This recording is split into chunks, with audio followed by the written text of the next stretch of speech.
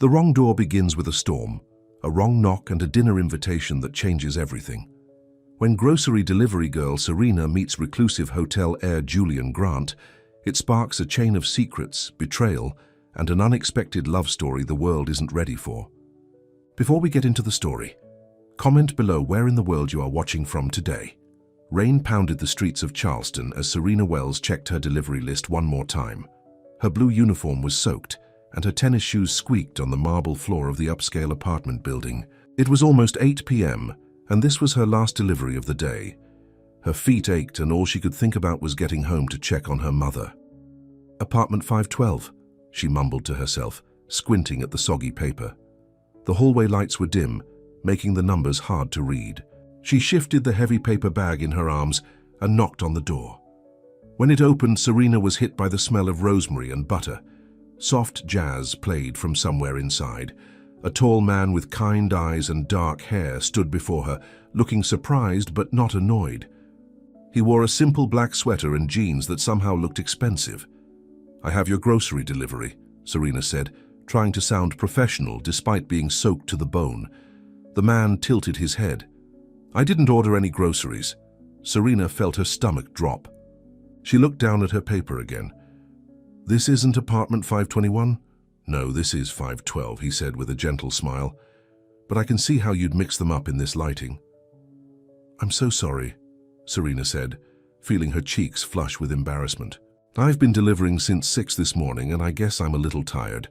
She was about to turn away when the man spoke again. "Well, I've got too much food and no one to share it with. Would you stay?" Serena blinked, sure she had misheard him. "Excuse me?" He opened the door wider, revealing a small but elegant apartment. A table was set for one with a single candle lit in the center. The kitchen beyond it was spotless except for a few pots on the stove. "I always cook too much," he explained. "Old habit, I guess. And it seems like you could use a break and maybe something warm to eat." Every warning bell in Serena's head told her to say no. You didn't walk into strangers' apartments, especially not in this fancy building where she already felt out of place. But something in his eyes, a loneliness that matched her own, made her hesitate. "I don't even know your name," she said. "Julian," he replied. "Julian Grant." "I'm Serena Wells." "Nice to meet you, Serena Wells. So what do you say? Dinner's getting cold." Serena thought about the empty apartment waiting for her, the stack of bills on the counter, and her mother who would be asleep already after taking her evening medication. She thought about the frozen meal in her own fridge. "I still have to deliver these groceries to the right apartment," she said, lifting the bag slightly. "We could do that first," Julian offered. "I'll even walk with you." 10 minutes later, the groceries had been delivered to the correct apartment, and Serena found herself sitting at Julian's table, a plate of perfectly cooked herb chicken with roasted vegetables in front of her. "This is amazing," she said after the first bite. "Did you learn to cook professionally?" Julian shook his head. "Just a hobby. Something to do with my hands when I need to think." He poured her a glass of water. "What about you? Do you like being a delivery person?" Serena almost laughed. No one had ever asked her that before. "It pays the bills," she said. "For now." "And if it didn't have to just pay the bills, what would you want to do?" The question caught her off guard. People usually looked past her, treating her like she was invisible once she handed over their groceries. "I wanted to go to culinary school," she admitted. "I used to experiment with recipes all the time as a kid. My mom said I was the only 10-year-old who could make a perfect soufflé." "So what happened?" Julian asked. Serena took another bite to buy herself time. The truth wasn't something she usually shared with anyone, let alone a stranger. "Life," she finally said. "My mom got sick 3 years ago, multiple sclerosis. The medical bills piled up, and someone had to take care of her. That someone was me." She waited for the awkward silence, the quick change of subject that usually followed when she told people about her mom. Instead, Julian nodded. "That can't be easy," he said, "carrying everything by yourself." "What about you?" Serena asked quickly, wanting to change the subject. "What do you do?" A shadow passed over Julian's face. "Currently, not much. Taking a break, I guess you could say." "From what?" "Family business. It got complicated." There was something in the way he said it that made Serena want to ask more, but she held back. They were strangers, after all, sharing one unexpected meal. The evening passed in a blur of conversation. Julian asked her about growing up in Charleston, and Serena found herself telling him stories she hadn't thought about in years. He laughed in all the right places, and his questions made her feel like everything she said mattered. When she glanced at her watch, Serena was shocked to see it was almost 11 p.m. "I can't believe we've been talking for 3 hours," she said, standing up quickly. "I need to get home. Let me call you a car," Julian offered. "I have my bike downstairs, it's not far." In this rain, he walked to the window and pulled back the curtain. The storm had gotten worse. "Please, let me pay for a car. It's the least I can do for keeping you so late." Serena wanted to argue, but knew her old bike would be miserable in this weather. She nodded. As they waited for the car to arrive, an awkward silence fell between them.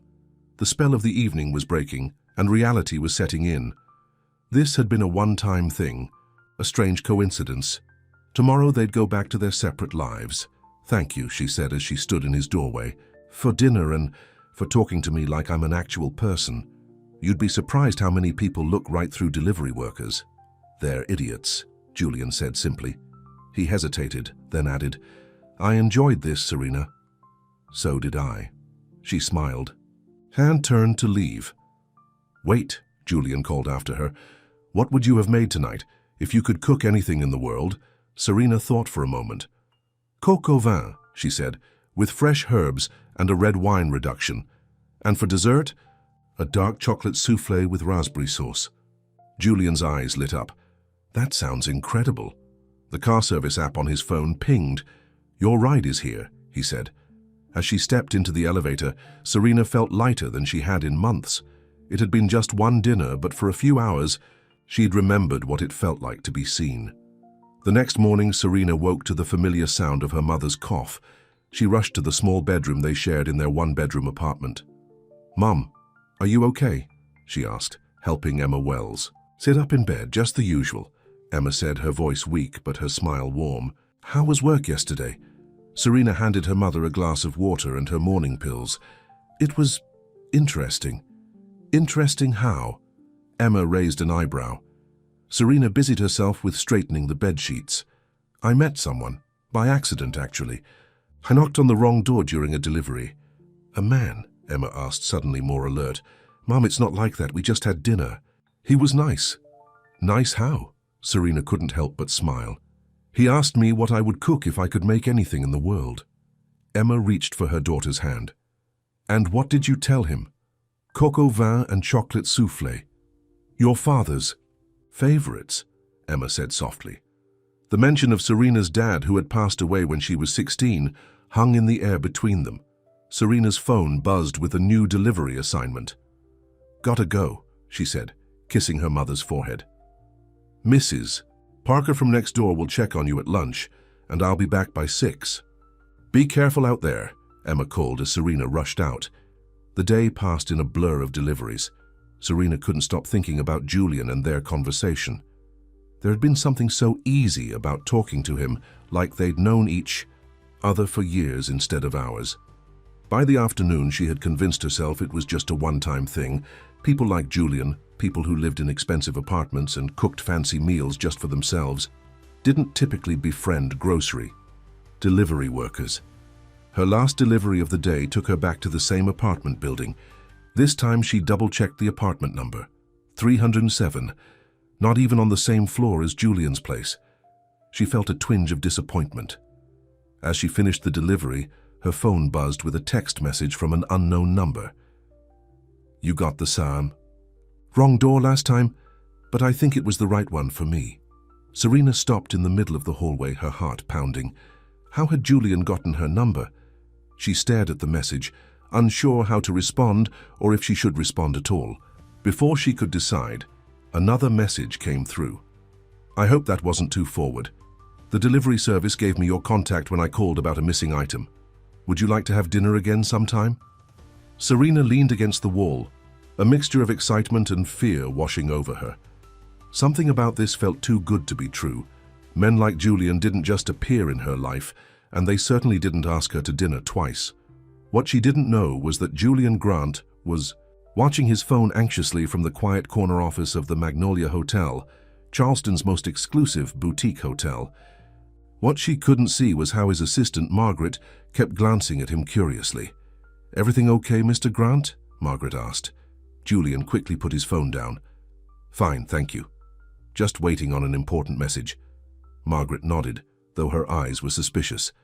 It had been months since she'd seen her boss this nervous about anything. Not since the scandal that had rocked his family's hotel empire and sent him retreating from public life. The board members were asking about the charity gala next month. She said, "They were hoping you might make an appearance this time." Julian's face hardened. "Tell them I'll think about it." As Margaret left, Julian picked up his phone again. No response from Serena yet.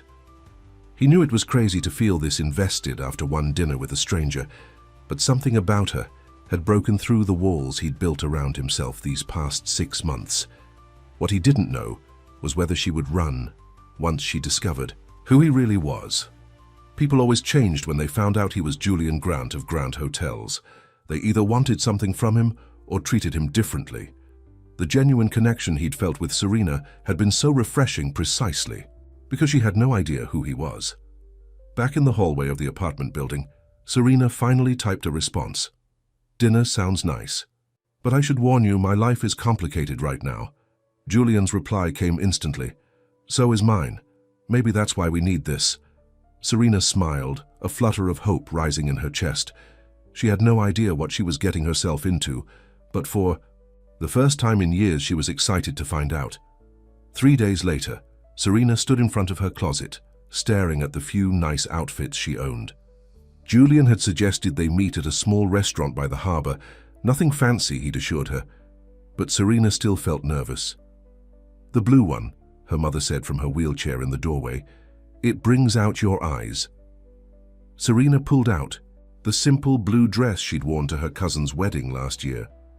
"Are you sure this isn't a mistake, Mom? I mean, I don't even know this guy." Emma wheeled herself into the room. "When was the last time you did something for yourself, honey? All you do is work and take care of me." "I don't mind taking care of you," Serena said softly. "I know you don't. That's what worries me." Emma took her daughter's hand. "You're 25, Serena. You should be living your life, not putting everything on hold for me." Serena turned away, blinking back tears. "I should cancel.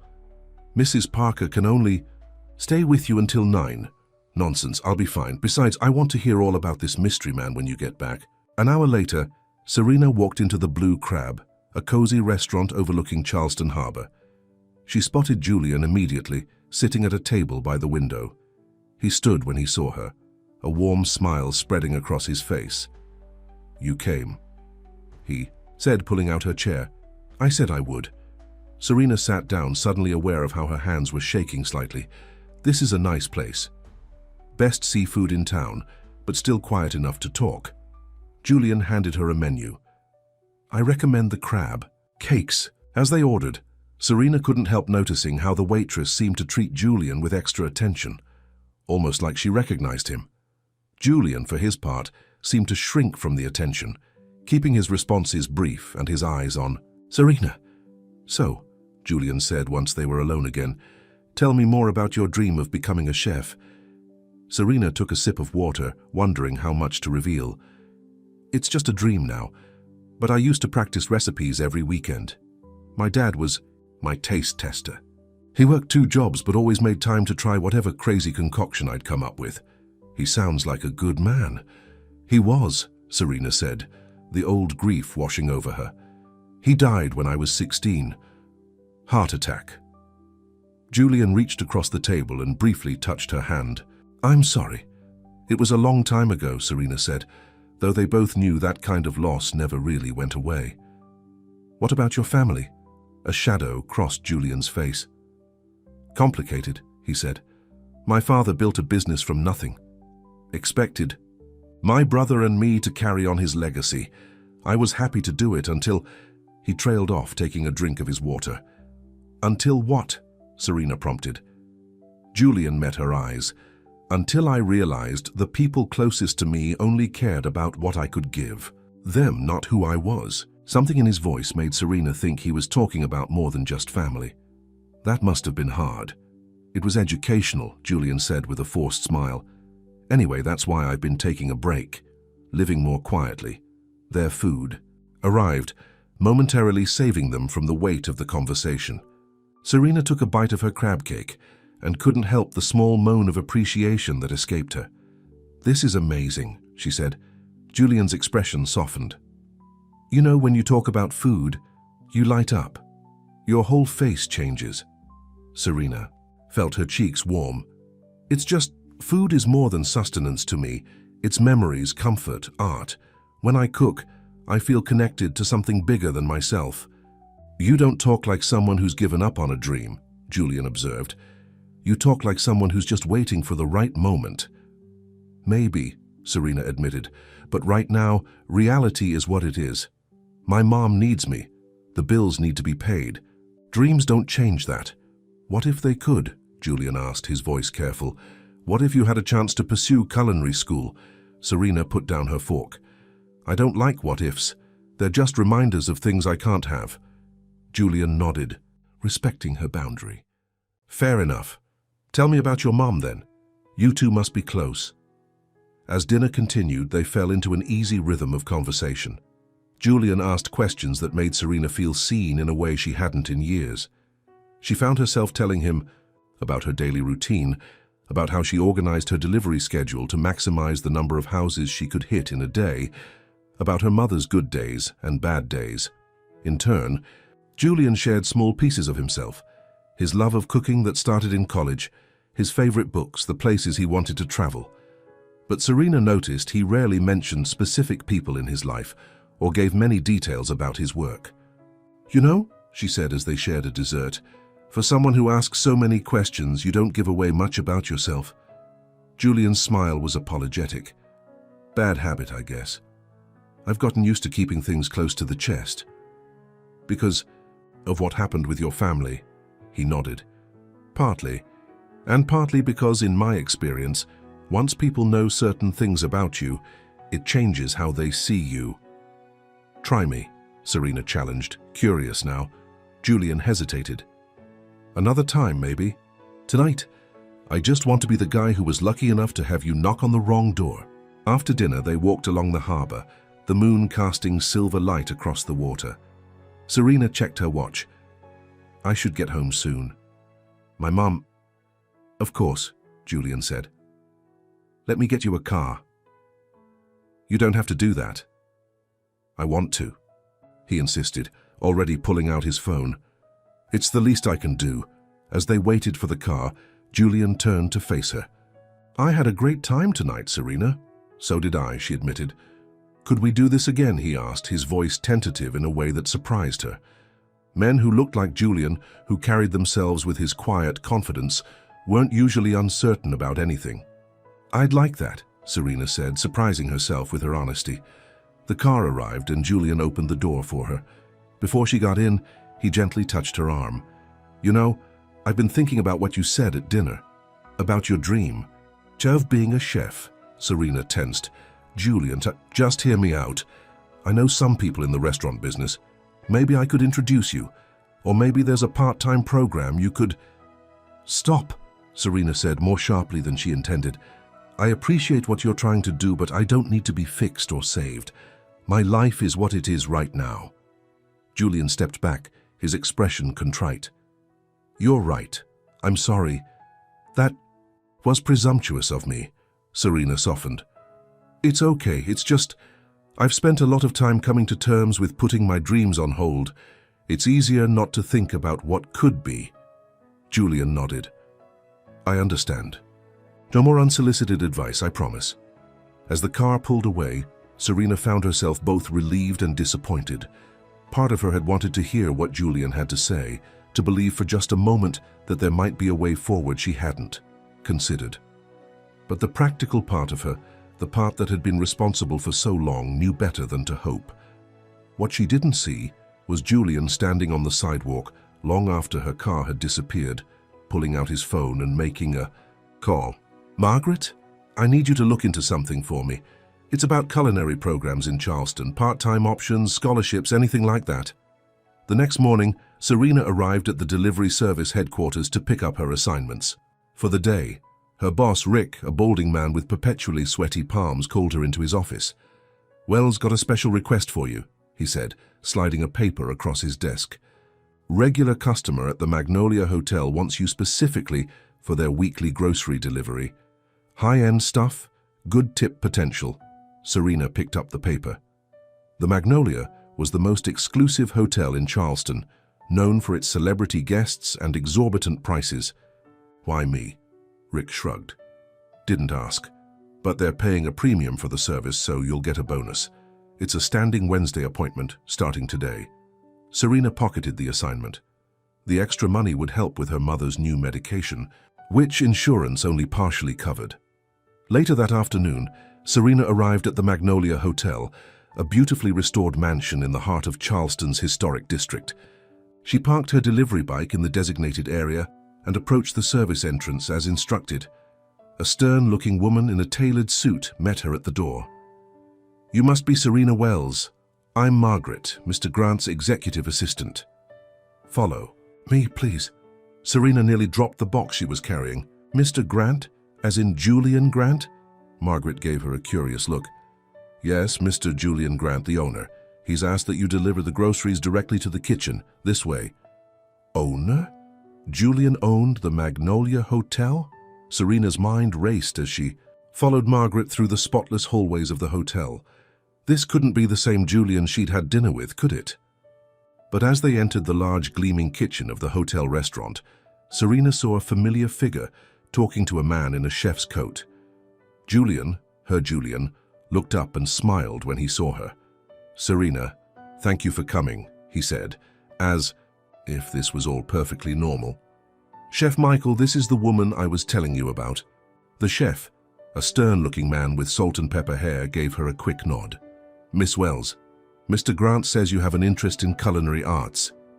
Serena stood frozen, the grocery box still in her arms, feeling like she'd walked into some kind of trap. Julian must have noticed her discomfort because he quickly stepped forward and took the box from her. "I'm sorry for the surprise," he said quietly. "I just thought you two should meet. Chef Michael runs a mentorship program here at the hotel." "A mentorship program," Serena repeated, finding her voice. "And you didn't think to mention any of this last night? Or the fact that you own this hotel?" Julian had the decency to look ashamed. "I was going to tell you, but what? You thought I'd treat you differently if I knew you were rich?" Serena felt her cheeks burning with embarrassment and anger. "So instead you set up this ambush?" Chef Michael cleared his throat. "I'll give you two a moment," he said, retreating to another part of the kitchen. Once they were alone, Julian ran, a hand through his hair. "I didn't mean it as an ambush. I genuinely thought this could be an opportunity for you." "An opportunity I didn't ask for," Serena said, crossing her arms. "Do you have any idea how this makes me feel? Like some charity case you're trying to fix?" "That's not what this is," Julian protested. "Then what is it? Because from where I'm standing, it looks like you lied to me about who you are, and now you're trying to swoop in and solve my problems without even asking what I want." Julian looked genuinely distressed. "You're right. I handled this all wrong. When you talked about your dream of becoming a chef, I wanted to help make it happen." "Why?" Serena demanded. "You barely know me." "Because when you talked about cooking, I saw a passion that reminded me of how I used to feel about my work before everything went wrong." Julian's voice grew quiet. "And I guess I thought if I could help reignite your dream, maybe I could find my way back to mine." The honesty in his voice made some of Serena's anger fade. "What exactly went wrong, Julian? Who are you, really?" Julian sighed. "Julian Grant, owner of the Magnolia Hotel and former CEO of Grant Hotel Group, until a scandal 6 months ago nearly destroyed everything my family built." "What scandal?" "My fiancé and my brother," Julian said simply. "They were having an affair while simultaneously embezzling from the company. When I discovered it and tried to expose them, they turned it around on me, made it look like I was the one stealing. By the time I cleared my name, the damage to my reputation was done." Serena's eyes widened. "I remember reading something about that. Your name was in all the papers, which is why I've been living quietly, running just this one hotel instead of the whole chain, trying to figure out what I want my life to be now." Julian took a step toward her. "Serena, I'm sorry I wasn't completely honest with you. It felt so good to have someone look at me and see just me, not my money or my family name, or the scandal." Serena understood that feeling all too. Well, how many people looked at her and only saw a caretaker, a delivery person, a woman whose dreams had been put on indefinite hold? "I get that," she admitted, "but no more surprises, okay? And no more trying to fix my life without asking me first." Julian nodded eagerly. "Absolutely, you're right." An awkward silence fell between them. Finally, Serena gestured to the groceries. "So should I—" "Oh, right," Julian said. "Actually, those are for you, well, for us. I thought maybe you might want to cook together sometime, in a real restaurant kitchen." He winced. "Is that presumptuous again?" Despite herself, Serena felt a smile tugging at her lips. "A little, but also kind of nice." Julian's face brightened with hope. "So you're not completely mad at me?" "I'm reserving judgment," Serena said, though her anger was already fading. There was something disarming about Julian's earnestness, about the way he seemed genuinely sorry for overstepping. "Fair enough," Julian said. He hesitated, then added, "Would you like to meet Chef Michael properly? No pressure, just a conversation, I promise." Serena thought about it. What could it hurt to just talk? "Okay," she agreed. "But this doesn't mean I'm saying yes to whatever this mentorship thing is." "Of course not," Julian said quickly. "Just a conversation." As they walked toward the part of the kitchen where Chef Michael was pretending not to eavesdrop, Serena couldn't help wondering what she was getting herself into. Julian Grant was clearly used to getting what he wanted, to making things happen, with the power of his name and money. That kind of power could be dangerous, but as he introduced her properly to Chef Michael, his hand lightly touching the small of her back, Serena also couldn't help the small flutter of excitement in her chest. For the first time in years, someone was looking at her and seeing possibility instead of limitation. What she didn't know was that across town, in the offices of the Charleston Business Journal, a reporter named Diane Foster was flipping through photos taken of Julian Grant leaving a restaurant with an unknown woman. "Who is she?" her editor asked, looking over her shoulder. "No idea," Diane replied. "But Julian Grant hasn't been seen in public with a woman since the Victoria Taylor scandal. This could be our chance to get back on the inside of the Grant family." "Drama," the editor nodded. "Find out who she is. If Grant's got a new woman in his life, our readers will want all the details." Diane picked up her phone, a determined smile on her face. Julian Grant might be trying to live under the radar, but the heir to one of Charleston's biggest fortunes couldn't stay hidden forever. And if this mystery woman was his way back into the spotlight, Diane Foster was going to be the first to break the story. 2 weeks passed in a whirlwind of changes for Serena. After meeting with Chef Michael, she had reluctantly agreed to come to the Magnolia once a week for informal cooking lessons. What started as a favor to Julian quickly became the highlight of her week. "Your knife skills have improved already," Chef Michael commented as Serena perfectly diced an onion. "You have natural talent," Serena beamed at the praise. It felt good to be in a kitchen again, to feel the weight of a professional knife in her hand, to create something beautiful from simple ingredients. Julian watched from the doorway, a small smile on his face. He'd kept his promise not to interfere, letting Chef Michael handle the teaching while he simply provided the opportunity. Still, he couldn't help feeling proud of Serena's progress. "Mr. Grant?" Margaret appeared at his side, her expression tense. "There's a situation that requires your attention." Julian followed his assistant to his office, where she handed him a copy of the Charleston Business Journal. On page 6 was a photo of him and Serena leaving the Blue Crab restaurant with the headline, "Grant heir finds new love, mystery woman, spotted with hotel magnate." Julian felt his stomach drop. "Who is this reporter, Diane Foster?" "She's been trying to get an interview with you for months," Margaret said, "ever since the scandal. She must have been following you." Julian tossed the newspaper onto his desk. "Find out what else she knows about Serena, and call our lawyers. I want to make sure she understands there will be consequences if she harasses either of us." Margaret nodded and left, closing the door behind her. Julian sank into his chair, rubbing his temples.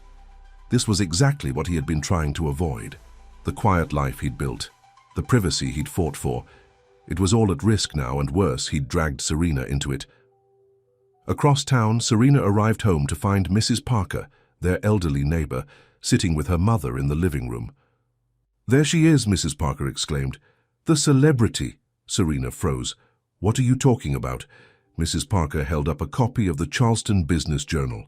"You're dating Julian Grant? The Julian Grant? Why didn't you tell me?" Emma Wells looked at her daughter with wide eyes. "Serena, is this true?"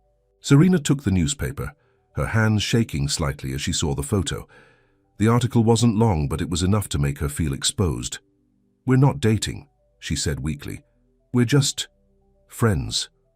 Friends who go to fancy restaurants." "By the harbor?" Mrs. Parker raised an eyebrow. "Honey, I may be old, but I'm not blind." "That man is looking at you like you hung the moon." Serena sat down, trying to process this new development. She hadn't considered that being seen with Julian might attract attention. She'd been too busy enjoying their time together, the way he listened to her, the way he seemed to understand her struggles without pity. "Does this have something to do with the cooking classes you've been taking?" Emma asked gently. Serena nodded. "Julian owns the Magnolia Hotel. He arranged for me to learn from his head chef."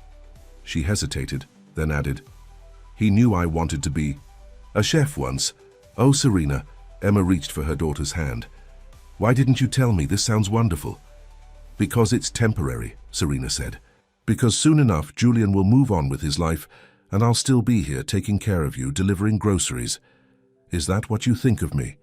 Julian's voice came from the doorway, making all three women jump. "Julian!" Serena stood up. "How did you—" "Your neighbor let me in," he explained, gesturing to Mrs. Parker, who was suddenly very interested in straightening her cardigan. "I came to warn you about the article, but I see you've already seen it." An awkward silence filled the small apartment. Finally, Emma wheeled herself forward. "You must be Julian," she said, extending her hand. "I'm Emma Wells, Serena's mother. This is our neighbor, Mrs. Parker."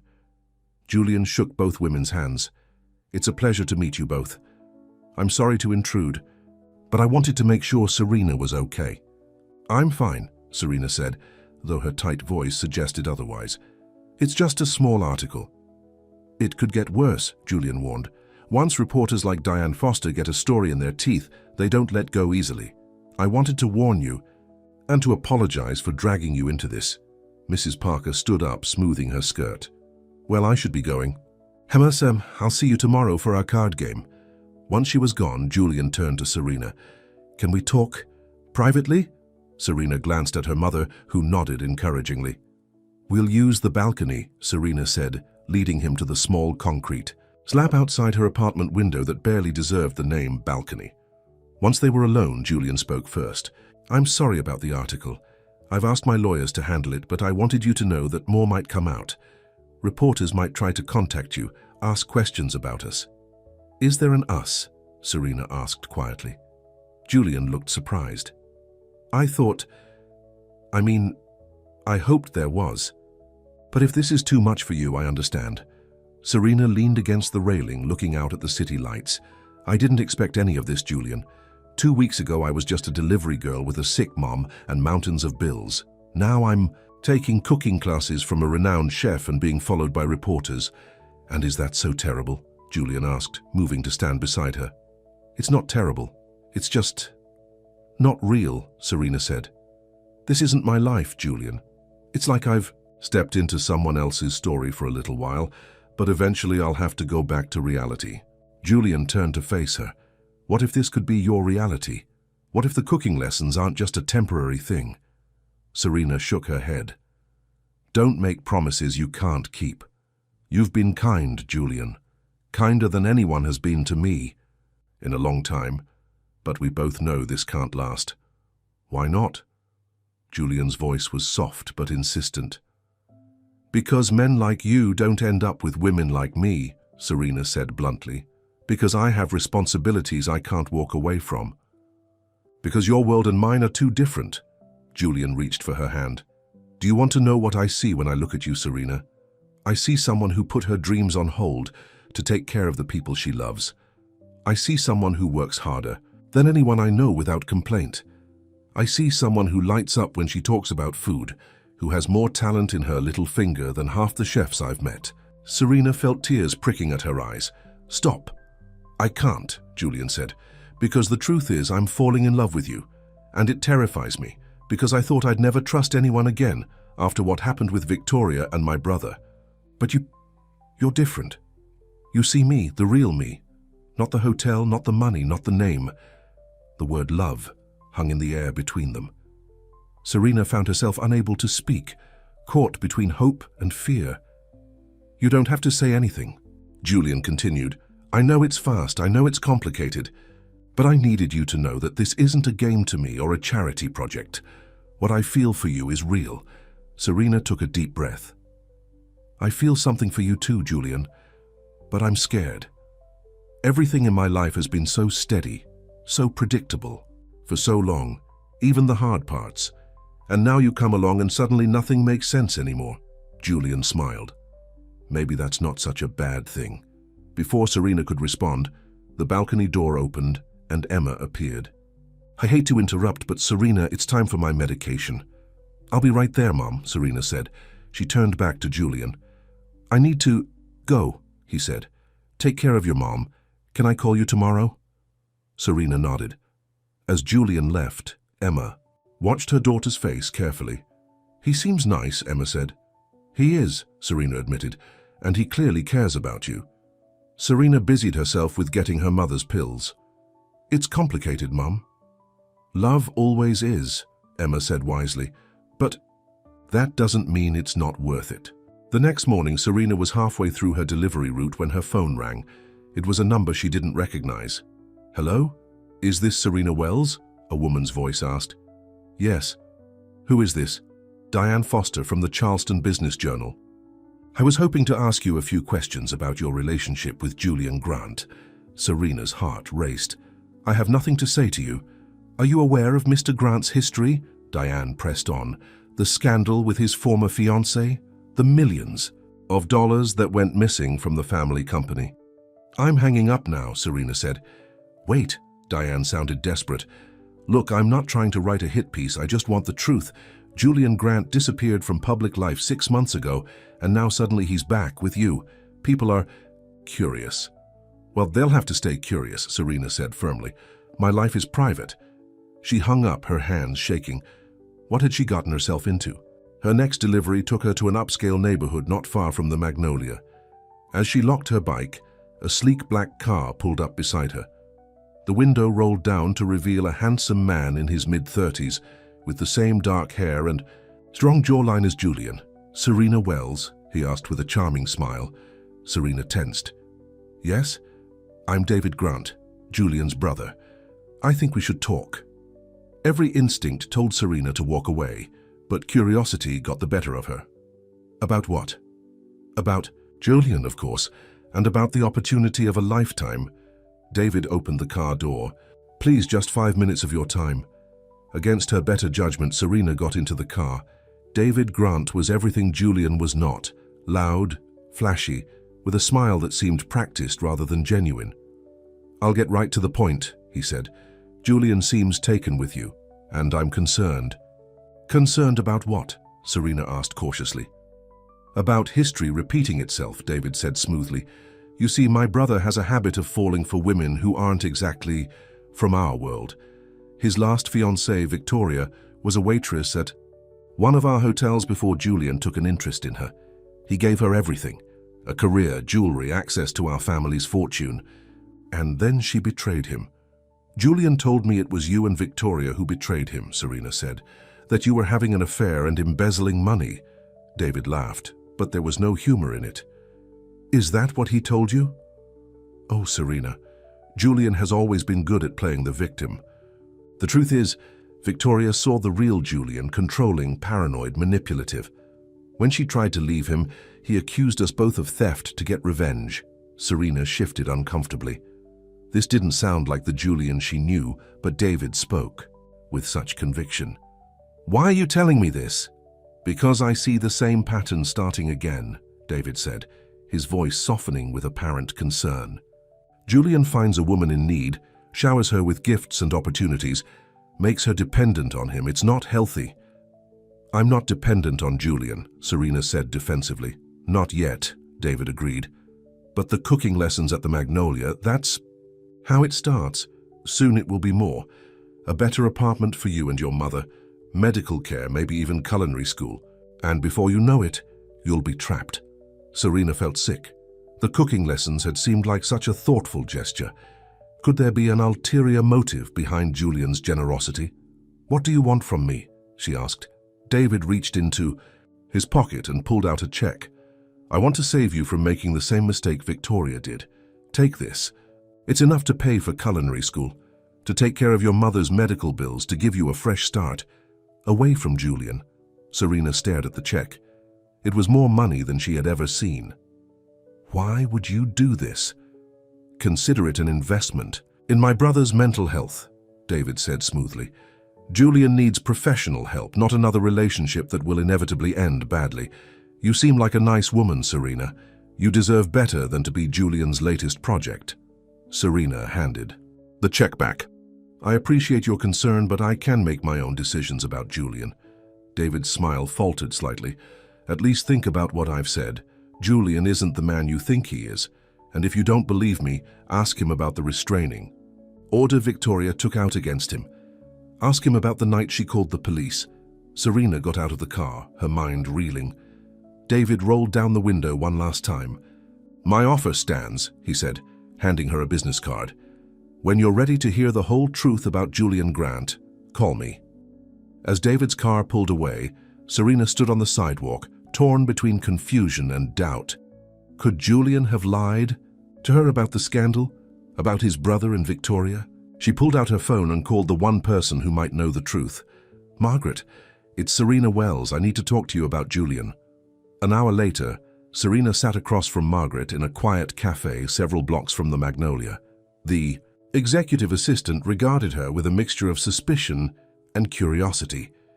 I assume this has something to do with David Grant approaching you, Margaret said.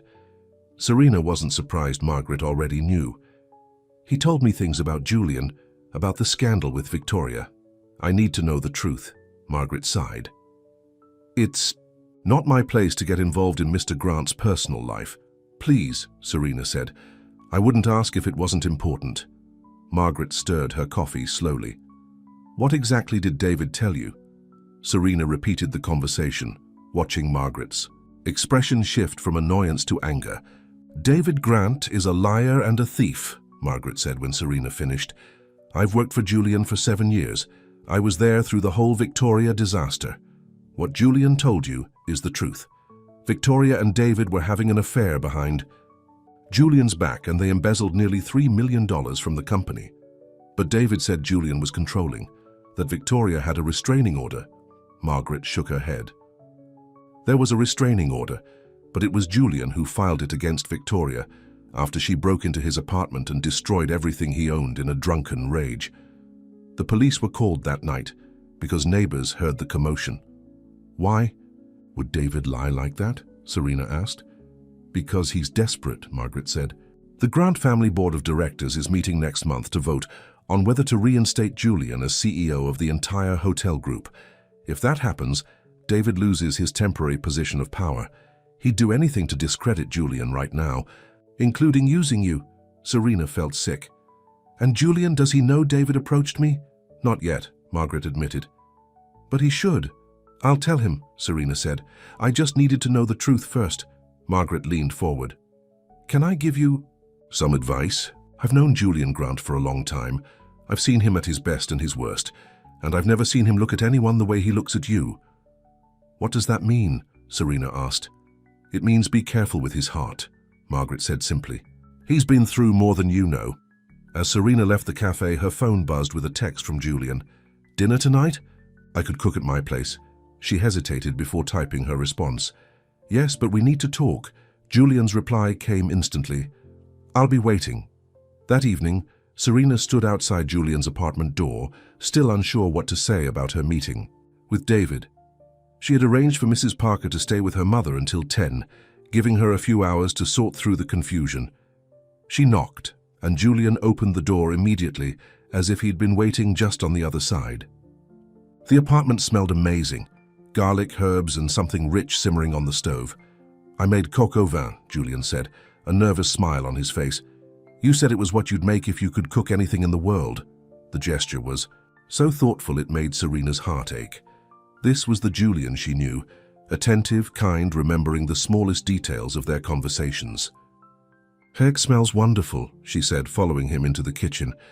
"Wine?" Julian offered, holding up a bottle. "Please." They moved around the kitchen together as Julian put the finishing touches on dinner. Despite the tension Serena felt, there was something so natural about being here with him, watching him cook, the domesticity of it all. Once they were seated at the table, Julian raised his glass. Two unexpected knocks on the door. Serena clinked her glass against his, but couldn't bring herself to smile. Julian noticed immediately. "What's wrong?" he asked, setting down his fork. "I said we needed to talk." Serena took a deep breath. "I met your brother today." Julian's expression hardened. "David approached you? When? Where?" "During my delivery route. He picked me up in his car." Serena watched Julian's reaction carefully. "He told me things, Julian, about you and Victoria, about the scandal." Julian stood up abruptly, turning away from the table. His shoulders were tense.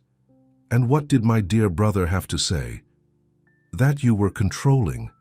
That Victoria had a restraining order against you.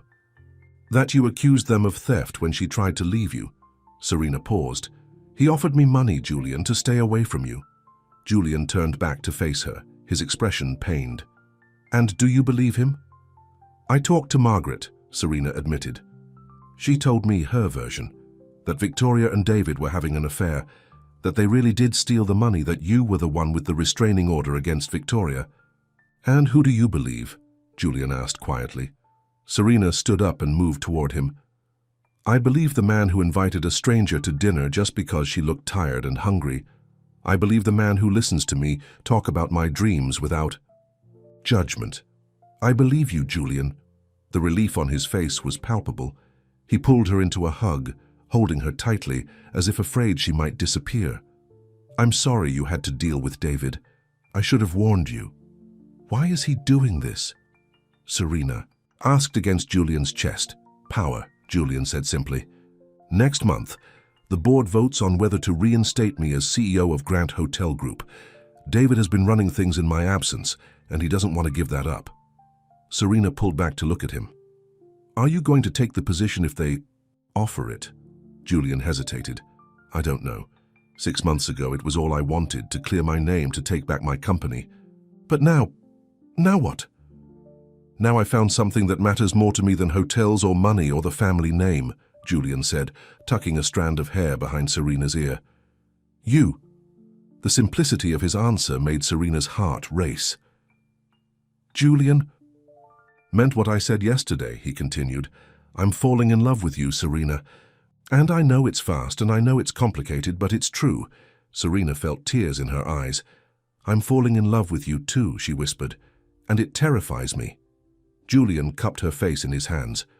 "Why does it terrify you?" "Because I've never needed anyone before," Serena admitted. "It's always been me taking care of everyone else, my dad, my mom, myself. I don't know how to let someone take care of me." "Maybe we could take care of each other," Julian suggested, his voice soft. He leaned down and kissed her gently, a question more than a demand. Serena answered by wrapping her arms around his neck, kissing him back with all the emotion she'd been holding inside.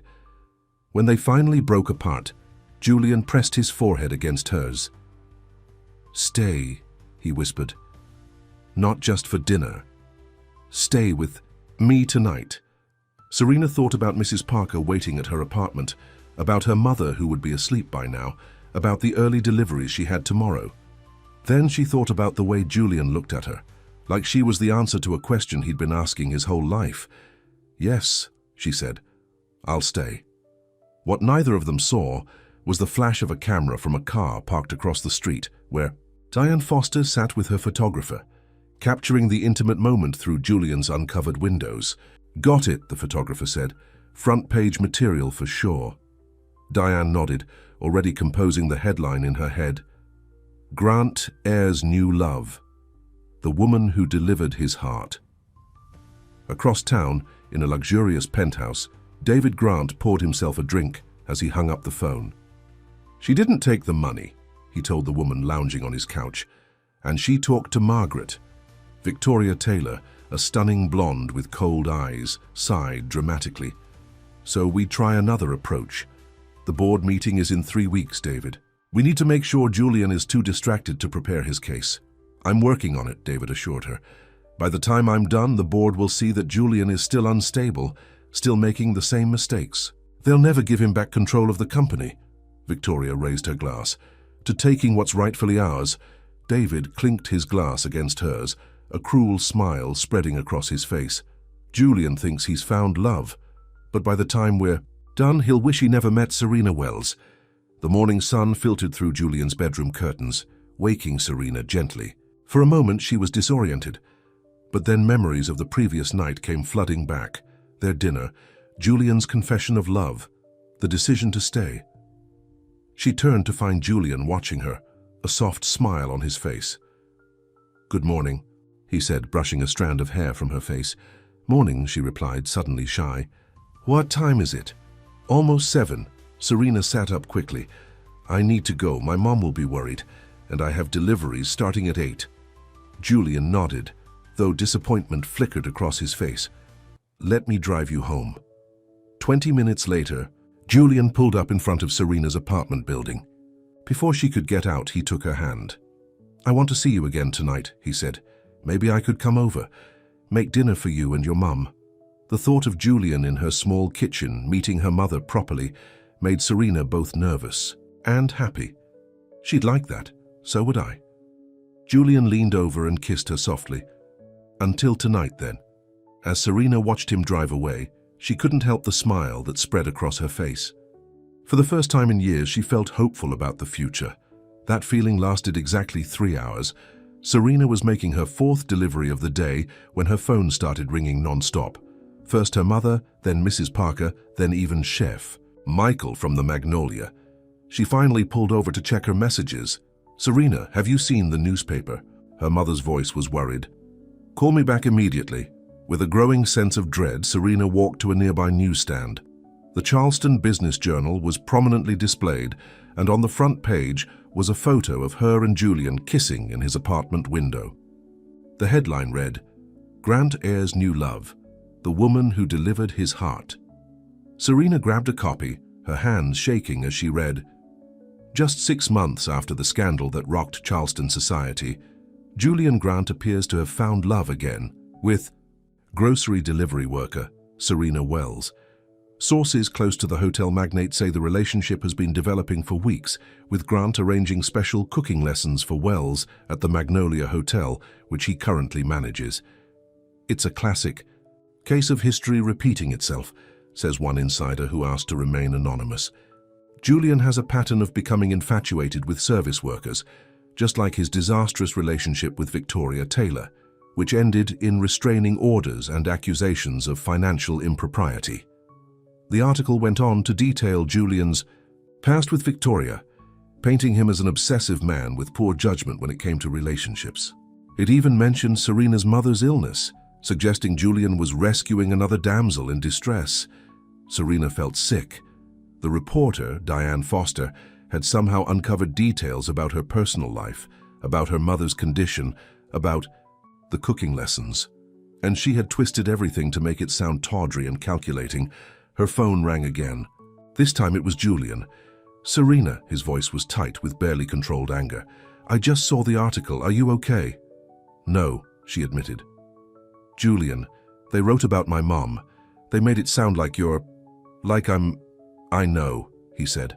"I'm so sorry. This is exactly what I was afraid would happen. The lawyers are already on it, but the damage is done."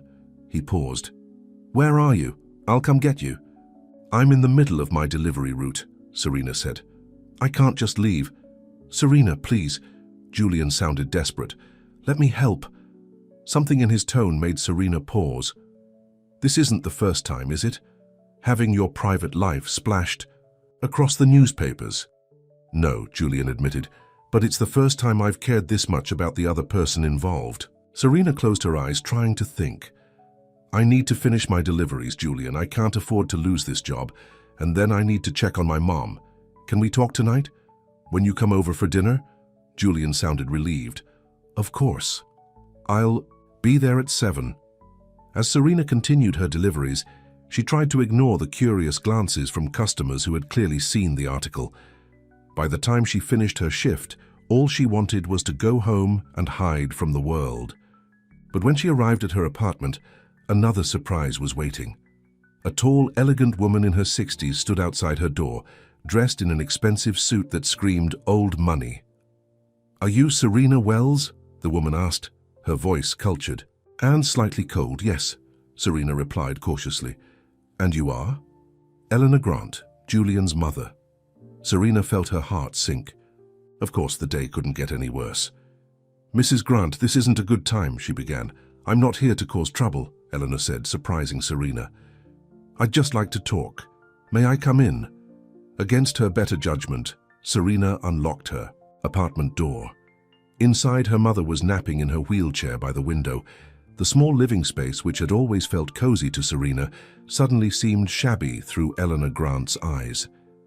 "Mom," Serena said gently, waking Emma. "We have a visitor." Emma stirred, blinking up at the elegant stranger.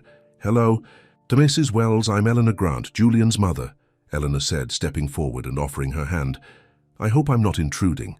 Emma straightened in her wheelchair, a protective look crossing her face. "Not at all.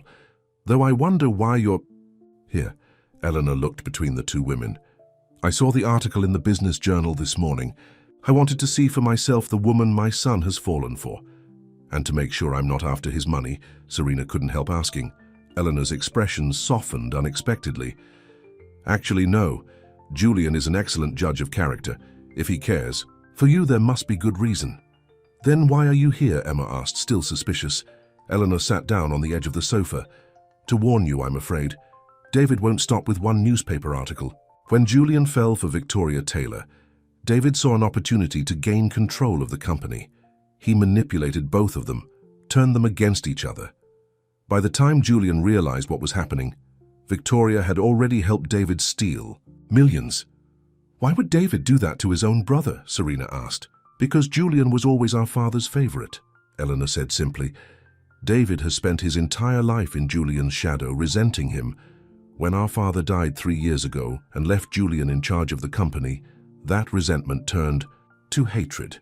Serena exchanged a look with her mother. "Mrs. Grant, with all due respect, why are you telling us this?" "Because in 3 weeks, the board votes on whether to reinstate Julian as CEO, Eleanor explained. "David knows that Julian has a strong case. The financial records clearly show he was innocent of any wrongdoing. So David's only play is to make Julian appear emotionally unstable, unfit to lead. And I'm part of that play," Serena realized. "The article makes it sound like Julian is repeating his mistakes with Victoria." Eleanor nodded. "Exactly. And I'm afraid things will get worse before the vote." "What do you think we should do?" Emma asked. Eleanor looked directly at Serena. "That depends on how you feel about my son." Serena hesitated, aware that her answer was important. "I love him," she said finally. "But I'm not sure my love is enough to help him fight this battle."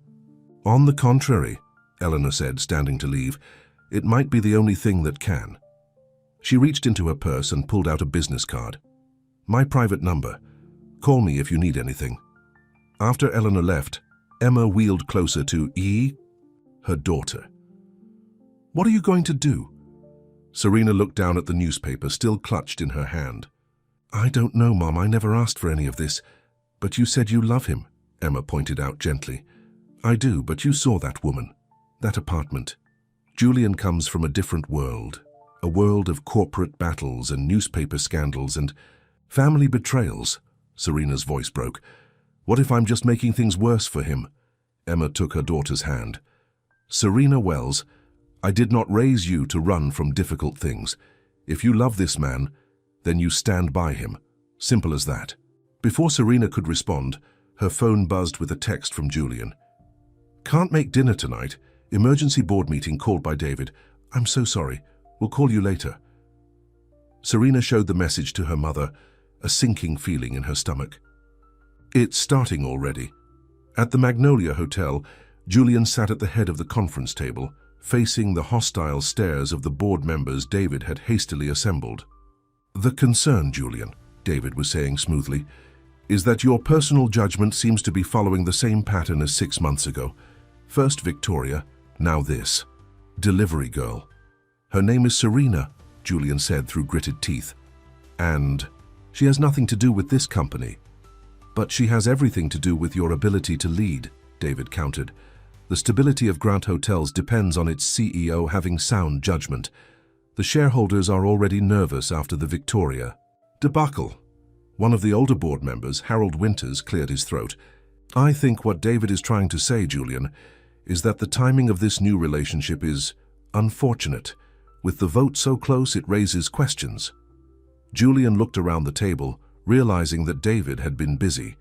The board members who had previously supported him now looked doubtful.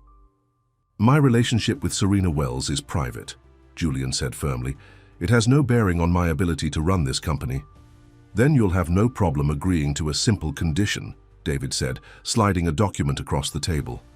"Until after the vote, you'll refrain from any public appearances with Ms. Wells. No restaurants, no events, nothing that could generate more publicity." Julian stared at his brother in disbelief. "You want me to hide Serena away like she's something shameful?"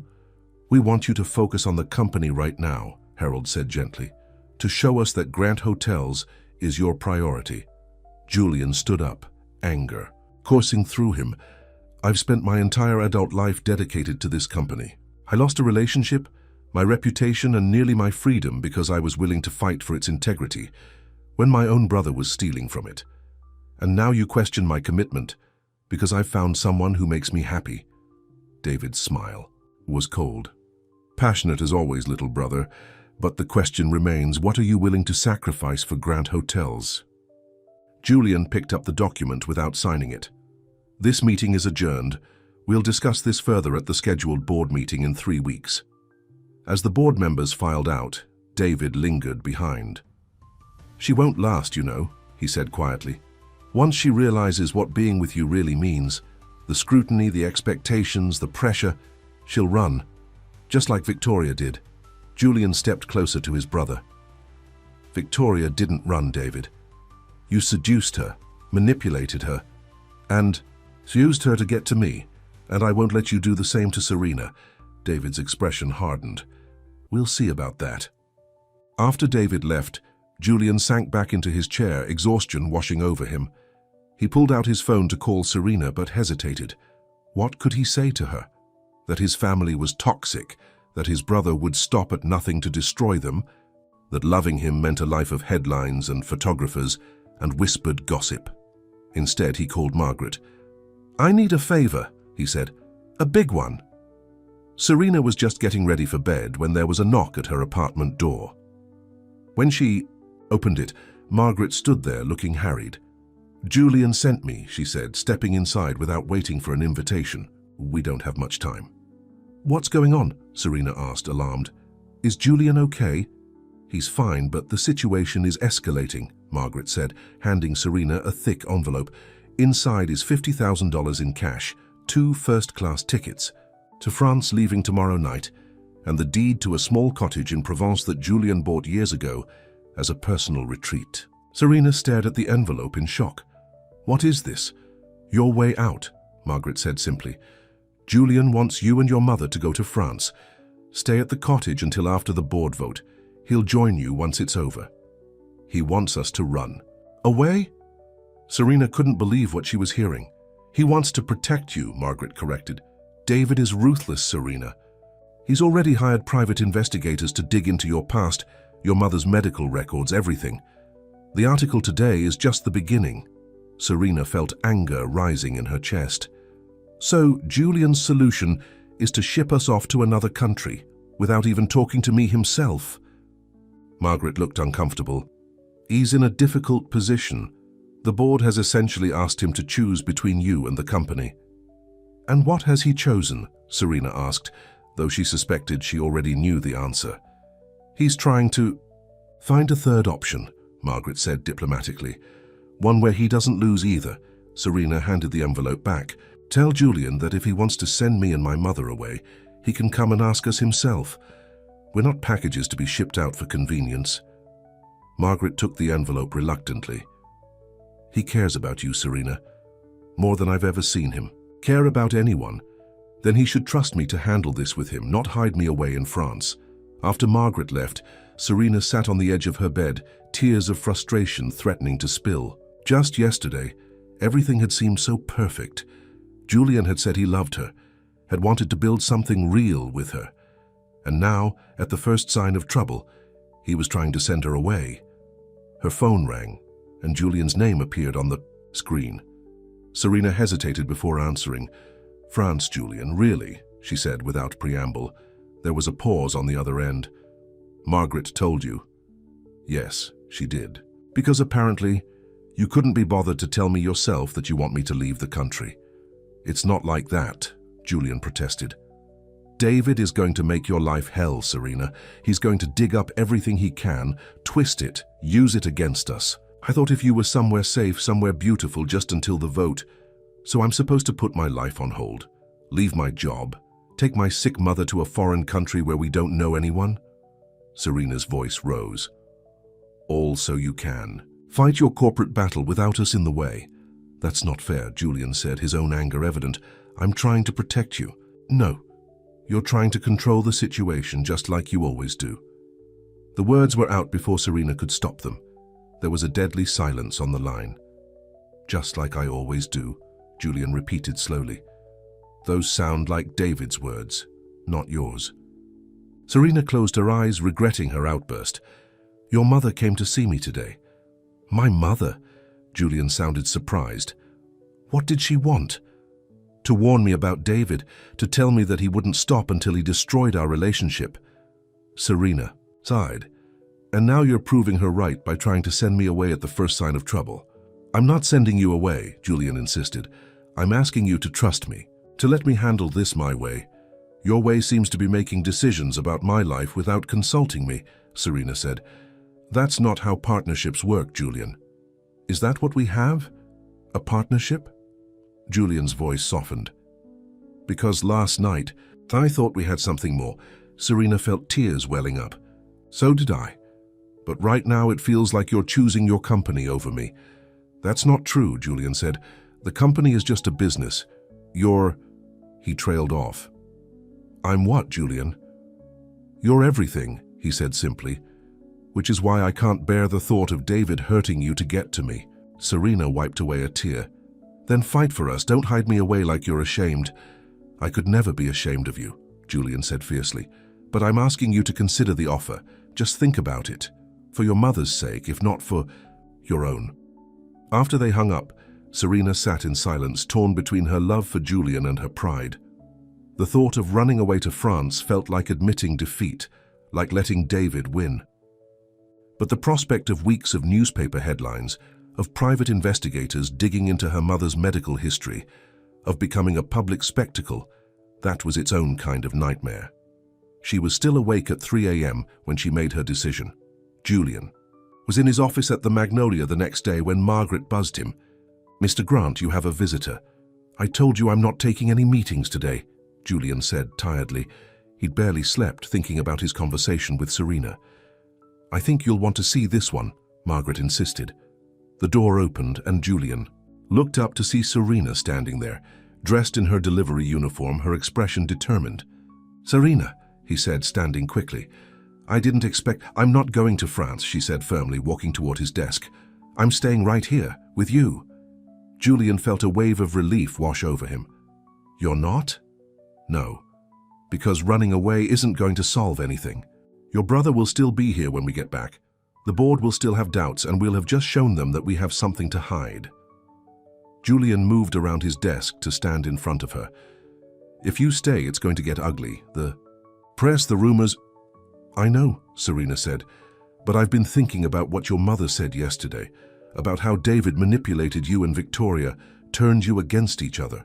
That's what he's trying to do with us, and I'm not going to let him. Julian touched her face gently. What changed your mind? I realized that the reason I was so upset about the France idea wasn't just because you made the decision without me. It was because it felt like you didn't think I was strong enough to stand by you through this. That's not true, Julian said. I know how strong you are. It's one of the things I love most about you. Then trust in that strength, Serena said. Let me help you fight this battle, not from a cottage in France, but here by your side. Julian pulled her into a hug, burying his face in her hair. I don't deserve you. Probably not, Serena agreed with a small laugh. But you've got me anyway. When they pulled apart, Julian's expression was serious again. If we're going to do this, we need a plan. David isn't going to stop with newspaper articles. Serena nodded. I've been thinking about that too, and I think I know what we need to do. 2 weeks later, the doors of the Magnolia Hotel's grand ballroom opened for the annual Charleston Culinary Arts Benefit, one of the city's most prestigious charity events. Julian stood at the entrance, immaculate in a black tuxedo, greeting the city's elite as they arrived. David Grant watched from across the room, his eyes narrowing as he sipped his champagne. I don't understand, he muttered to Victoria, who stood beside him in a revealing red dress. Why would Julian host this event now with the board vote just a week away? He's supposed to be lying low, not drawing attention to himself. Victoria shrugged. Maybe he's more confident than you thought. Or maybe he's just more stubborn. Where's the delivery girl? David scanned the crowd. I don't see her. She's probably hiding at home, Victoria said dismissively. She can't exactly show up at an event like this. She wouldn't know which fork to use. As if on cue, there was a stir at the entrance. Julian was welcoming a stunning woman in a simple but elegant blue gown, her hair swept up in a graceful twist. It took David a moment to recognize Serena Wells. What the hell? He hissed. She looks beautiful, Victoria finished, her own expression darkening with jealousy. Julian's obviously been spending money on her. David watched as Julian proudly introduced Serena to the mayor, to the head of the Charleston Historical Society, to several prominent board members. To David's surprise, they all seemed genuinely charmed by her. This is a disaster, he muttered. Julian was supposed to be hiding her away, not parading her around like she's already Mrs. Grant. Calm down, Victoria said, though she looked equally disturbed. One fancy dress doesn't change who she is. She's still just a delivery girl from the wrong side of town. As the evening progressed, David grew increasingly agitated. Not only was Serena holding her own with Charleston's elite, but Julian seemed more relaxed and confident than David had seen him in months. The board members who had been so concerned 2 weeks ago were now laughing at Julian's jokes, listening attentively as he outlined his vision for the company's future. Something's not right, David said, pulling Victoria aside. They're up to something. Like what? Victoria asked. It's just a charity event. No, Julian's too smug. He knows something. David glanced around the room. Where's that reporter, Diane Foster? She should be here covering this. As if summoned by his words, Diane Foster appeared at David's elbow. Mr. Grant, do you have a comment on tonight's announcement? David blinked. What announcement? Diane looked surprised. You don't know. Your brother is about to announce a new culinary scholarship program funded by the Magnolia. It's the centerpiece of tonight's event. Before David could respond, the sound of a spoon tapping against a glass cut through the room. Julian stood. On a small stage at the front of the ballroom, Serena by his side. Ladies and gentlemen, Julian began, his voice carrying across the now silent room. Thank you all for coming tonight to support the Charleston Culinary Arts Foundation. As many of you know, fostering local talent has always been a passion of mine and of the Grant family. He paused, looking at Serena with a warm smile. But sometimes talent needs more than just passion to flourish. It needs opportunity. That's why I'm proud to announce the creation of the Emma Wells Culinary Scholarship, named after a remarkable woman who instilled a love of cooking in her daughter despite facing incredible challenges. There was a murmur of interest from the crowd.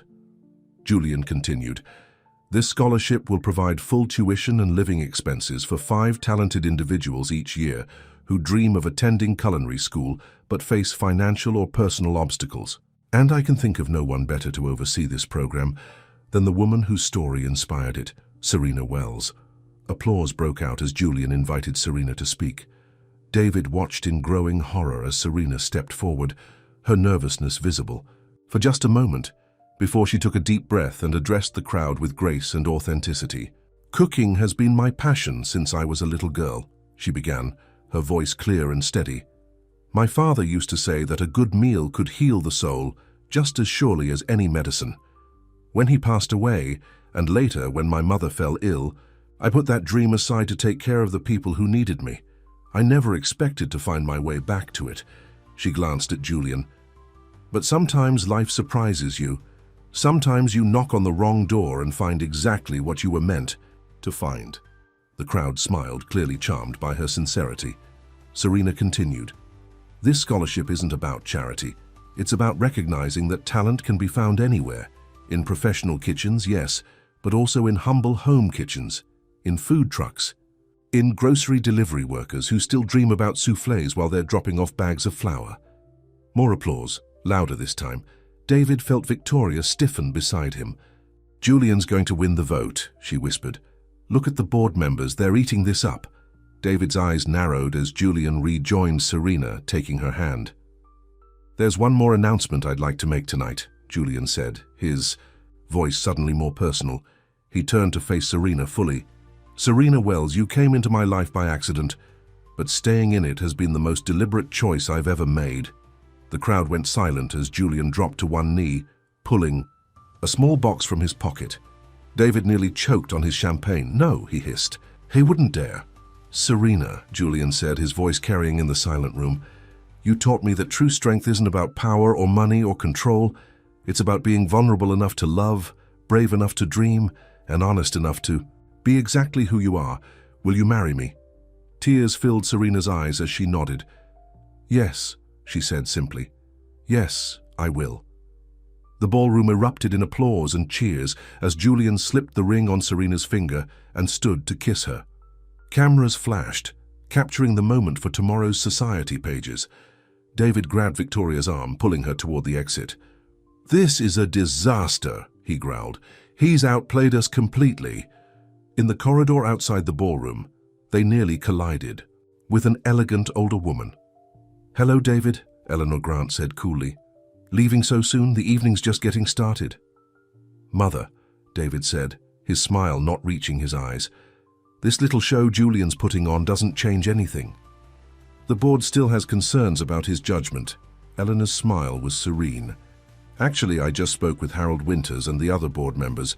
They're quite impressed with Julian tonight, with his generosity, his vision for the company, and particularly with his choice of fiancé.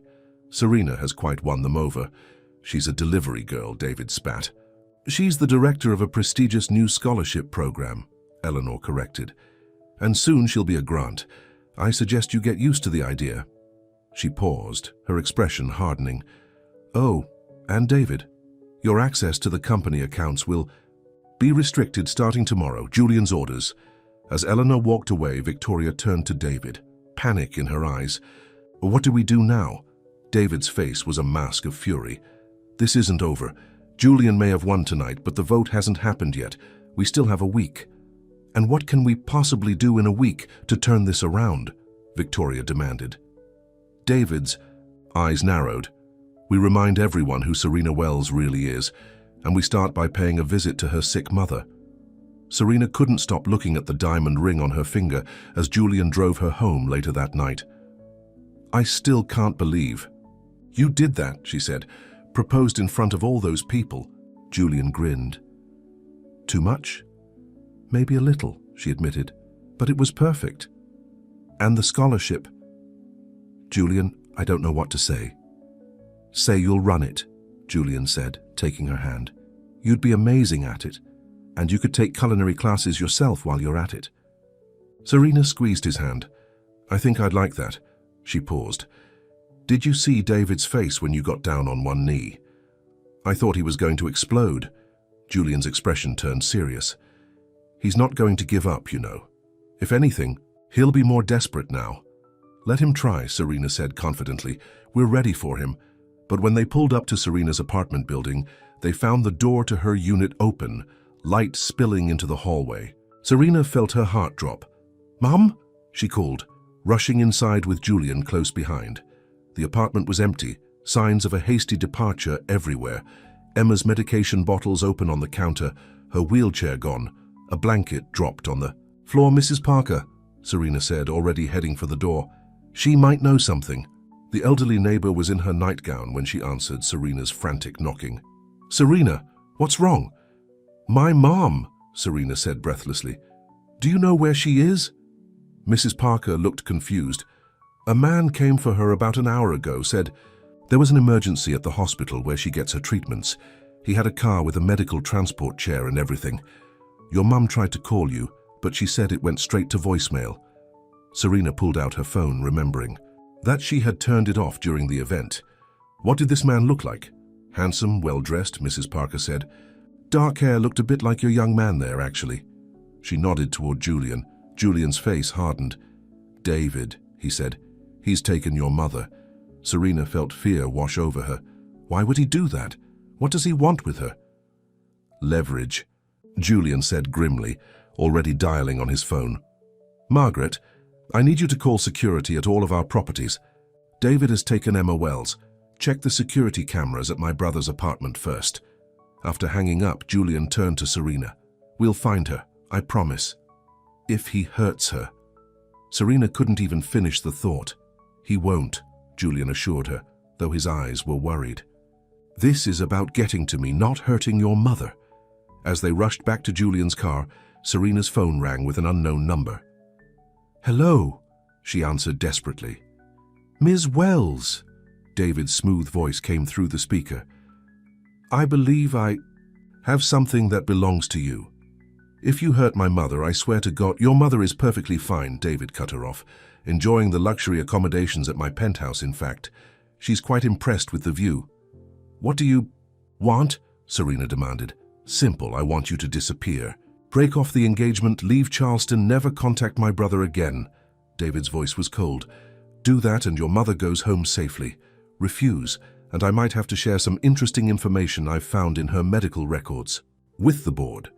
Did you know that MS can be genetic? I wonder how the Grant shareholders would feel about Julian marrying someone who might develop a debilitating illness herself someday." Julian, who was listening on speakerphone, spoke up. "David, this is beyond even you. Let Emma go and we can talk." "Nothing to talk about, little brother," David replied.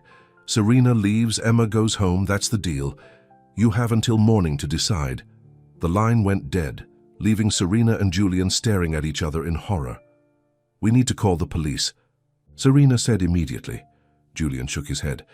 "David will deny everything. He'll say your mother went willingly. It would be his word against ours. And in this town, the Grant name still carries weight. So, what do we do?" "I can't leave my mother." "With him," Julian started the car. "We do what David least expects. We confront him directly." David's penthouse occupied the top floor of one of Charleston's most exclusive apartment buildings. A security guard in the lobby stopped Julian and Serena as they entered. "I'm sorry, Mr. Grant, but your brother left specific instructions not to allow you up tonight." Julian nodded as if this was perfectly reasonable. "Of course, would you mind calling up and letting him know I'm here? I need to speak with him about tomorrow's board meeting." The guard hesitated, then picked up his phone. While he was distracted, Julian nodded to Serena, who slipped past the desk toward the service elevator she had spotted earlier. "Mr. David Grant says he's busy and can't see you now," the guard reported, hanging up. "I understand," Julian said, smoothly. "Please tell him I'll see him tomorrow at the meeting, then." As Julian walked out the front door, Serena was already in the service elevator, her heart pounding as she pressed the button for the top floor. Julian had given her clear instructions. Find her mother, get her out. Don't confront David unless absolutely necessary. The service entrance to the penthouse was unlocked. David probably never used it. Serena slipped inside, finding herself in a gleaming kitchen bigger than her entire apartment. She could hear voices from another room. "You don't need to worry, Mrs. Wells," David was saying. "This is just a little family business. You'll be home by morning. My daughter will be looking for me." Emma's voice was calm but firm. "And from what I've gathered, you're not exactly the trustworthy Grant brother." Serena moved silently through the kitchen, peering around the corner into a luxurious living room. Her mother sat in her wheelchair by a panoramic window, looking remarkably composed despite the circumstances. David stood nearby, a drink in his hand, looking less confident than he had sounded on the phone. "Julian is weak," David was saying. "Always has been. He thinks he can save everyone, fix everything. But some things can't be fixed. Some people can't be saved." "And what about you?" Emma asked calmly. "What are you trying to fix by kidnapping an old woman?" David laughed bitterly. "This isn't about fixing anything. It's about taking what should have been mine from the beginning." "The company?" Emma raised an eyebrow. "Your brother seems to think you've been trying to destroy it, not run it." "Julian doesn't understand business," David said dismissively. "Sometimes you have to tear things down to rebuild them better." Serena had heard enough. She stepped into the room. "Let my mother go, David." David spun around, shock briefly crossing his face before he composed himself.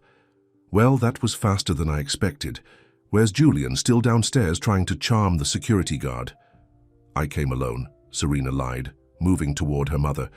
"This is between you and me." Emma reached for her daughter's hand. "I'm fine, sweetheart, just a bit tired of Mr. Grant's company." David watched them with narrowed eyes. "So what now? You think you can just wheel her out of here? The security guards won't let you leave." "Actually," a new voice said from the service entrance, "they will." Victoria Taylor stepped into the room looking uncomfortable. "David, this has gone too far. Kidnapping? Really?" David's face darkened with anger. "What are you doing here? We had a plan." "The plan was to discredit Julian, not commit actual crimes," Victoria said. She turned to Serena. "I've called down to security. They'll let you and your mother leave." David moved suddenly, grabbing Serena's arm. "Nobody's going anywhere until I say so." "Let her go, David." Julian stood in the main doorway, Margaret and 2 police officers behind him. David's grip on Serena loosened. "What is this? Victoria, did you call him too?" Victoria stepped away from David. "No, but I'm not going to jail for you." One of the officers stepped forward. "David Grant, we're here to investigate a report of kidnapping and unlawful detainment." "Kidnapping?" David forced a laugh. "This is ridiculous. Mrs. Wells is here as my guest. Tell them, Emma." Emma Wells looked directly at the officer. "This man took me from my home under false pretenses, claiming there was a medical emergency. He's been keeping me here against my will." David's face paled. "She's lying. This is all a setup by my brother." "We have the security footage from the lobby of Mrs. Wells's building," Margaret said, holding up her phone. "And Mrs. Parker has given a statement about a man matching your description, claiming to be from the hospital." As the officers moved to handcuff David, he looked at Julian with pure hatred. "You won't win. The board will never vote for you now, not with all this scandal." Julian helped Emma move her wheelchair toward the door. "Actually, I called an emergency board meeting earlier tonight, right after your little phone call. Showed them the evidence of your latest attempt to sabotage the company. They voted unanimously to remove you from your position and reinstate me as CEO." "They can't do that," David shouted as the officers led him away. "Father left me in charge." "Father left me in charge," Julian corrected quietly. "You were just keeping my seat warm." Early morning sunlight streamed through the windows of Julian's apartment as he made coffee for Serena and her mother. After giving statements to the police, they had all been too wired to sleep, so Julian had brought them to his place for the night. "How are you feeling?" Julian asked Emma, handing her a cup. "Like I've just lived through an episode of one of those soap operas I used to watch," Emma said with a tired smile. "But I'm fine. It takes more than an angry rich boy to rattle me." Serena sat next to her mother, still wearing her evening gown. From the charity event, her engagement ring catching the light. "I can't believe it's over. David, the board vote, all of it." "Not quite over," Julian said, sitting across from them. "David will make bail and there will be a trial. The press will have a field day with all of this." "More headlines," Serena sighed. "But this time we'll control the narrative," Julian said. "Margaret's already drafted a press release about last night's events, focusing on the scholarship announcement and our engagement, with just a brief mention of a family disagreement. That was resolved." Emma studied Julian over her coffee cup. You're good at this, the managing, the planning, the fixing. Julian looked slightly embarrassed. Occupational hazard of running hotels, I suppose. And what happens now? Emma asked. With the company, with you two. Julian and Serena exchanged a look. Well, Julian said, I was thinking we might want to consider moving the wedding date up. Maybe next month. Serena's eyes widened. So soon? Unless you want a big, elaborate affair, Julian asked, suddenly uncertain. We could wait, plan something. No, Serena interrupted. Next month sounds perfect. She turned to her mother. What do you think, Mom? Emma reached for both their hands. I think sometimes the wrong door turns out to be exactly the right one. 6 months later, the kitchen of the Magnolia Hotel was busier than usual. Serena stood at a prep station, demonstrating knife skills. To a small group of students, the first recipients of the Emma Wells Culinary Scholarship. The key is to let the knife do the work, she explained, deftly dicing an onion. Don't force it. From the doorway, Julian watched with pride. The past. Months had brought more changes than either of them could have imagined. David's trial had ended with a plea deal. He would avoid jail time but was banned from any involvement with Grant Hotels for 10 years. Victoria had testified against him in exchange for immunity, then left Charleston for good. The small wedding Julian and Serena had planned had turned into a community celebration, with the entire staff of the Magnolia in attendance. Along with Serena's regular delivery customers, Mrs. Parker, and even some of the society people who had been at the charity event. Emma's health had stabilized with new treatments that Julian had insisted on paying for, despite Serena's initial reluctance. They had converted part of Julian's apartment into a comfortable suite for her, with easy access for her wheelchair and a nurse who came in during the day when Serena was at the hotel. How's class going? Julian asked, stepping into the kitchen after the students had moved on to their own stations. Good, Serena said, wiping her hands on a towel. They're quick learners. Julian wrapped his arms around her waist. Just like their teacher. Chef Michael cleared his throat as he passed by. No canoodling in my kitchen, you two. Julian laughed. Technically, it's my kitchen. Technically, your wife runs it now, Chef Michael retorted with a grin, referring to Serena's new position as Director of Culinary Operations. Serena smiled, still getting used to being called Julian's wife. How was the board meeting? Productive, Julian said. We've finalized plans for the new hotel in Savannah, and the board approved the expansion of the scholarship program to 3 more cities. That's wonderful, Serena said, genuine excitement in her voice. What had started as Julian's gesture of love had become her passion project, a way to help others who, like her, had put their dreams on hold. Julian's phone buzzed. That's Margaret. We're due at the photo shoot in 20 minutes. Charleston. Living magazine was doing a feature on them, Charleston's most dynamic couple, focusing on their charitable work rather than the scandal that had initially drawn attention to their relationship. I need to change, Serena said, looking down at her chef's whites. You look perfect to me, Julian said, kissing her forehead. As they walked through the hotel lobby arm in arm, Julian gestured to the front door. Remember the first time you came here when I surprised you with the cooking lessons? How could I forget? I was so angry with you, Serena laughed. You had every right to be, Julian admitted. I was trying to fix your life without asking what you wanted. And now? Serena asked, stopping to face him. Now we fix things together, Julian said. That's what partners do. Outside, a light rain had started to fall over Charleston, not unlike the evening when Serena had first knocked on Julian's door. But this time there was no hesitation as they stepped into the waiting car, no doubt about where they belonged. The wrong door had led them exactly where they needed to be. Emma Wells watched from her window as Julian's car drove away from the Magnolia. From her suite on the top floor, she had a perfect view of Charleston Harbor, of the boats drifting in and out on the evening tide. On her lap sat a letter, the latest test results from her doctor. The new treatments were working better than anyone had expected. For the first time in years, there was talk not just of managing her condition, but of significant improvement. Mrs. Parker, who had moved into the apartment next door at Julian's, invitation came in with a pot of tea. "Did Serena see the test results before she left?" she asked, setting down the tray. "Not yet," Emma said, folding the letter carefully. "I'll tell them both tonight when they get home." "They'll be thrilled," Mrs. Parker said, pouring the tea. "Those two deserve all the happiness in the world."